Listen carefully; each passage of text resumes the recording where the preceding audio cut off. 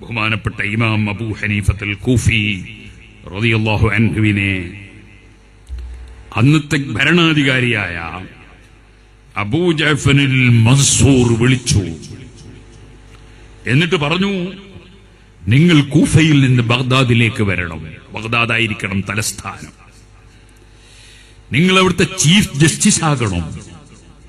നിങ്ങൾ അവിടുത്തെ ഏറ്റവും വലിയ മേൽക്കാദിയാകണം. സുബ്ഹാനല്ലാഹ്.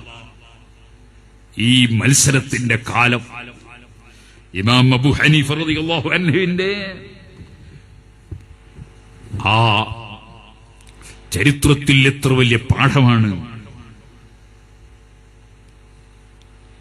സുബ്ഹാന ജല്ല ജലാലു. ഒരു നിക്കാഹിന് വേണ്ടി ക്ഷണിക്കപ്പെട്ട വീട്ടിൽ ഒരേപോലെ അല്ലെങ്കിൽ വ്യത്യസ്തമായ വിധത്തിലുള്ള ആലിമീങ്ങൾ വന്നു, തങ്ങന്മാര് വന്നു, വിളിച്ചോലെല്ലാം വന്ന്. അപ്പൊ പിന്നെ പുരക്കാരന് ബേജാറ് തുടങ്ങി. എന്താ ബേജാറ്? പഠിച്ചവനെ, അയാളെ കൊണ്ട് ഖുത്ബത്തില്ലെങ്കിൽ മറ്റേ മൊയിലാർക്ക് വെറുപ്പിടിക്കോ? ഇയാളെ കൊണ്ട് നിക്കാഹ് കഴിച്ചിട്ടില്ലെങ്കിൽ മറ്റേ തങ്ങൾക്ക് വെറുപ്പിടിക്കോ? ഇവരെ കൊണ്ട് ദ്വാരപ്പിച്ചിട്ടില്ലെങ്കിൽ അപ്പോ മറ്റേ ആൾ ചോദിച്ചു പോവോ? ഇങ്ങനെയൊക്കെ ചിന്തയുള്ള ഒരു കാലഘട്ടത്തിലല്ലേ നമ്മൾ ജീവിക്കുന്നത്? സ്ഥാനത്തിനു വേണ്ടി മനുഷ്യൻ ആഗ്രഹിക്കുന്ന കാലം. എന്തിനധികം പറയണം, ഒരാൾ മരിച്ചാൽ മയ്യിത്ത് നിസ്കരിക്കേണ്ടത് ആരാണ്? അതിനുള്ള അർഹത അഥവാ അതിനുള്ള അവകാശം പാപ്പ, മകൻ തുടങ്ങിയ കുടുംബങ്ങൾക്കാണ്. അവകാശമാണത്. പക്ഷേ ഒരു വലിയ ആലിമോ ഒരു സയ്യിദോ അങ്ങനെ ആദരിക്കപ്പെടുന്ന ആളുകൾ ഉണ്ടാവുമ്പോ മകൻ ആ ആലിമിനെ നിർത്തുന്നത് അദബാണ്. അത് വലിയ പുണ്യമാണ്. മർഹൂം ഇ.കെ. ഹസൻ മുസ്ലിയാർ അവറുകൾ വഫാത്തായപ്പോൾ സ്വന്തം ജ്യേഷ്ഠനാണ് മർഹൂം ഇ.കെ. അബൂബക്കർ മുസ്ലിയാർ ശംസുൽ ഉലമ. കേരളം കണ്ട വലിയ പണ്ഡിതനാണ്. പക്ഷേ പാണക്കാട് തങ്ങളെ ഇമാമത്ത് നിർത്തി. എന്തുകൊണ്ട്? അദബാണ്.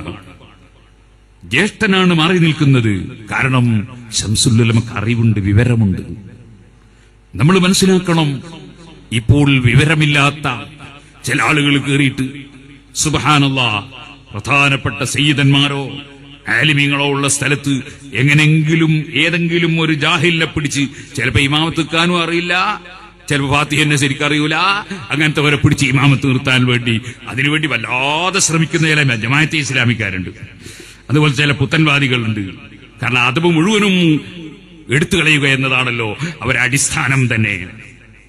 എന്നാൽ സുഹൃത്തുക്കളെ, ഈ ഇമാമത്ത് നിർത്തുന്ന മുസ്ലിയാർക്കോ തങ്ങൾക്കോ അവർക്കൊരിക്കലും തന്നെ ഞാനാണ് നിൽക്കേണ്ടത് എന്നൊരു തോന്നലുണ്ടാകാൻ പാടില്ല. ഞാൻ ദ്വാരന്നിട്ട് മറ്റുള്ളവർ ആമീൻ പറയണം എന്ന തോന്നലുണ്ടാകാൻ പാടില്ല. അത് അഹങ്കാരമാണ്. പടച്ചവൻ വെറുതെ വിടൂല. അതേ സമയത്ത് മകനോ കുടുംബത്തിൽപ്പെട്ട അർഹതപ്പെട്ടവരോ ഒരാളോട് ഇമാമത്ത് നിൽക്കാൻ പറഞ്ഞാൽ ആ പറഞ്ഞവൻ അല്ലാതെ വേറൊരാൾക്ക് ഇമാമത്ത് നിൽക്കാൻ പാടില്ല. തുഹഫയടക്കമുള്ള കിതാബുകളിൽ അത് വിശദീകരിച്ചിട്ടുണ്ട്. എന്നാൽ കുടുംബത്തിൽപ്പെട്ടവൻ സുന്നിയല്ലെങ്കിലോ, ഒരു പാവപ്പെട്ട ഉമ്മാമ മരിച്ചു, മകൻ സുന്നിയല്ല, എന്നാൽ ആ സുന്നിയല്ലാത്തവനും മകൻ എന്ന അഡ്രസ്സിൽ ഇമാമത്ത് നിൽക്കാൻ അധികാരമില്ല. സുന്നത്ത് ജമാഅത്തുകാരാണെങ്കിൽ മാത്രമേ ഇമാമത്ത് നിൽക്കാൻ അവകാശമുള്ളൂ. ഇല്ലെങ്കിൽ സ്വന്തം മകനായാലും ബാപ്പയായാലും അവകാശമില്ല. ശാഫിഈ മദ്ഹബിലെ കൃത്യമായി അതിന്റെ ഗ്രന്ഥങ്ങളിൽ കിതാബുകളിൽ അത് വിവരിച്ചിട്ടുണ്ട്. അവിടെയും നോക്കണം, നുഴഞ്ഞു കയറി കയറി വന്ന് ഞാൻ പുതിയാപ്പിളയാണ് എന്ന് പറഞ്ഞിട്ടൊരു പുത്തൻവാദി വന്നാൽ അവനെ ഇമാമത്ത് നിർത്തണ്ട. മകൻ തന്നെ ആണെങ്കിലും നിർത്തണ്ട. പുത്തൻവാദിയാണോ ഇമാമത്ത് നിർത്തിക്കൂടാ. സർവ ഇമാമിങ്ങളും അത് വിവരിച്ചിട്ടുണ്ട്. ഇപ്പോൾ ഇതാ വലിയ രോഗം, അതേ ഞാൻ വലിയവനാകണം, ഞാനാകണം നേതാവ് എന്ന രോഗം പിടിപെട്ട കാലമാണല്ലോ.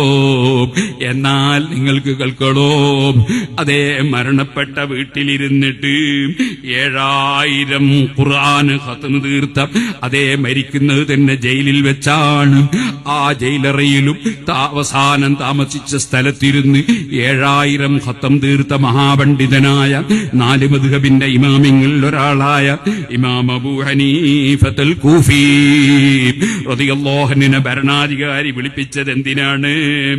വിളിപ്പിച്ചത് നിങ്ങളിവിടെ മേൽഖാദിയാകണം, ചീഫ് ജസ്റ്റിസ് ആകണം. നമ്മുടെ നാട്ടിലെ ഖാദിനെ പോലല്ല, എല്ലാ തീരുമാനങ്ങളും പറയാൻ അധികാരമുള്ള ജഡ്ജിയാണ്. അത് നിങ്ങളാകണം. അതേ, നിങ്ങളുടെ കീഴിലല്ലാതെ ഇനി ഇവിടെ ഒരു ഖാദിയും വേണ്ട എന്ന് പറഞ്ഞപ്പോൾ ഫയത്തല്ല ബിഇലലിൻ വലം യഖ്ബൽ. അബൂ ഹനീഫ തങ്ങൾ ഒഴിവ് കഴിവ് പറയുന്നു, എന്നെ കൊണ്ടാവൂല, എന്നെ കൊണ്ട് കഴിയൂല, ഞാനതിന് പറ്റൂല. ഇങ്ങനെ പറഞ്ഞു ഒഴിയാൻ നോക്കുകയാണ്. ഇരുന്നോളൂ. അങ്ങനെ ഒഴിഞ്ഞപ്പോൾ ഭരണാധികാരിക്ക് ദേഷ്യം പിടിക്കുന്നു. ഈ പണ്ഡിതൻ ഞാൻ പറഞ്ഞിട്ട് ഖാദി ആകുന്നില്ലല്ലോ. ഫഹബസഹു, ഇമാം അബൂ ഹനീഫ തങ്ങളെ അതിന്റെ പേരിൽ അറസ്റ്റ് ചെയ്യുന്നു. ചീഫ് ജസ്റ്റിസ് ആക്കാമെന്ന് പറയുമ്പോ അത് ഏറ്റെടുക്കാത്ത വകയിൽ അറസ്റ്റ് ചെയ്യുന്നു.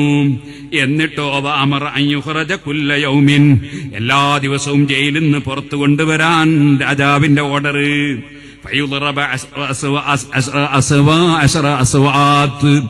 ഈ പണ്ഡിതനെ ദിവസേന ചാട്ടവാറ് കൊണ്ട് 10 അടിയടിക്കണം. എന്നിട്ട് വയുനാദ അലൈഹി ഫിൽ അസ്വാഖ്, ടൗണിലൂടെ ഇയാളെ വലിച്ചിങ്ങനെ കൊട്ടിക്കൊണ്ടുപോകണം. അതേ അടിച്ചിട്ട അടിയുടെ പാട് ജനങ്ങൾ കാണണം. അങ്ങനെ ദിനേന 10 അടിയടിക്കണമെന്ന് വിധിക്കുന്നു. അബൂ ഹനീഫ തങ്ങൾ ജയിലിലടക്കപ്പെടുന്നു. വല്ലാത്ത വേദനയുള്ള അടി. ആ അടി കൊണ്ട് കാലിന്റെ ശരീരത്തിലുള്ള തോല് അതിങ്ങനെ അതാ പൊക്കിള പൊങ്ങി കാണുന്നു. വനൂദിയ അലൈഹി ഫിൽ അസ്വാഖ്, അങ്ങാടിയിൽ വിളംബരം ചെയ്യപ്പെടുന്നു. വദ്ദമു യസീലു അലാ അഖിബൈഹി, മഹാനവറുകളുടെ കാലിന്റെ മടമ്പിലൂടെ ചോര ഇങ്ങനെ ഒലിക്കുന്നു. വഈദ ഇലൽ ഹബ്സി, പിന്നെയും ജയിലിലേക്ക് തന്നെ കൊണ്ടുപോകുന്നു. അങ്ങനെ ഭക്ഷണത്തിൽ വല്ലാത്ത പ്രശ്നമുണ്ടാക്കുന്നു, പാനീയത്തിൽ വെള്ളത്തിന് പ്രശ്നം, അതാ ജയിലിൽ വലിയ ബുദ്ധിമുട്ട്. അങ്ങനെ 10 ദിവസം അങ്ങനെ കഴിഞ്ഞു. അങ്ങനെ തുടർന്ന് അടിച്ചപ്പോൾ ഫലമ്മാ തതാബ അലൈഹി ളർബു ബകാ, 4 മദ്ഹബിന്റെ ഇമാമിങ്ങളിൽ സഹാബികളെ തന്നെ കണ്ടു എന്ന് പറയപ്പെടുന്ന അതേ ഏറ്റവും വലിയ ആദ്യത്തെ വ്യക്തിയായ ഇമാം അബൂ ഹനീഫ റളിയല്ലാഹു അൻഹു വേദനിച്ചിട്ട് സഹിക്കാതെ കരഞ്ഞു.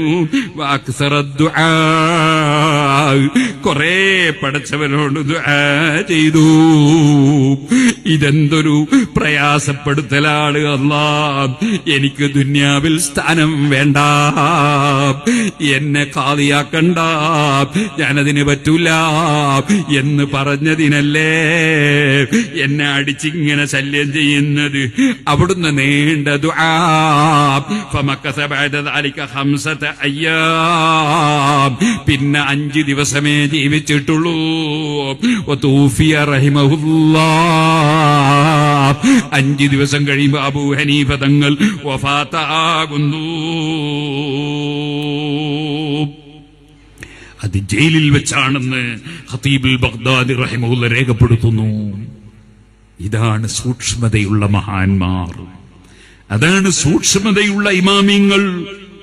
അവർക്ക് അള്ളാഹുവിനെ പേടിയാണ്.